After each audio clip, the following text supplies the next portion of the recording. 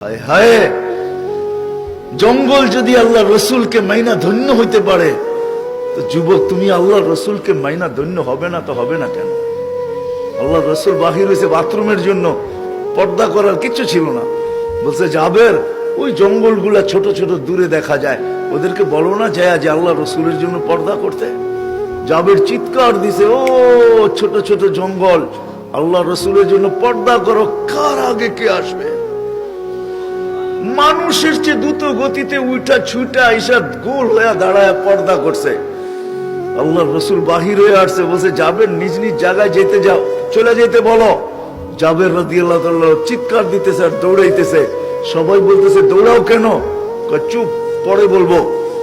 যা বলছে চলে যাও তোমাদের জায়গায়। সবাই মানুষের মতো ছুটে যায়, নিজের জায়গায় বসা গেছে। জাবের জানি কি দেখা ফিরা আসছে। বলছে জাবের কি দেখলা? বলে আমি দেখতে চাইছিলাম ওইখানে আছে কি। ওয়াল্লাহি মা ওয়াজাদতু ইল্লা রায়হা, সুঘ্রাণ ছাড়া কিচ্ছু ছিল না।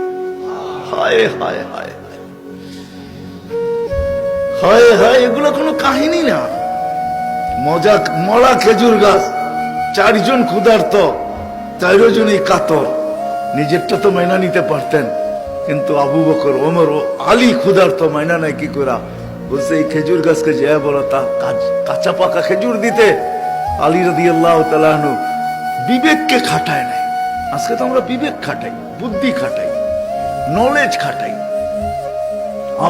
আলী রাদিয়াল্লাহু তাআলা বলছে ও খেজুর গাছ, আল্লাহর রাসূল বলছে কাঁচা পাকা খেজুর দে, সিজনও না, আবার সবকিছু শুকানো। ও টপ টপ টপ টপ কাঁচা পাকা খেজুর দেওয়া শুরু করছে। পুরা রুমাল বয়ে গেছে। নিয়ে আসছে ইয়া রাসূলুল্লাহ খেজুর।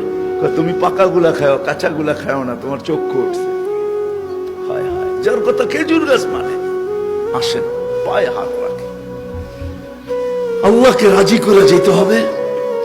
আর মুহাম্মদুর রাসূলুল্লাহ সাল্লাল্লাহু আলাইহি ওয়াসাল্লাম এর স্টাইল অনুসরণ করার দ্বারা আল্লাহ রাজি হয়।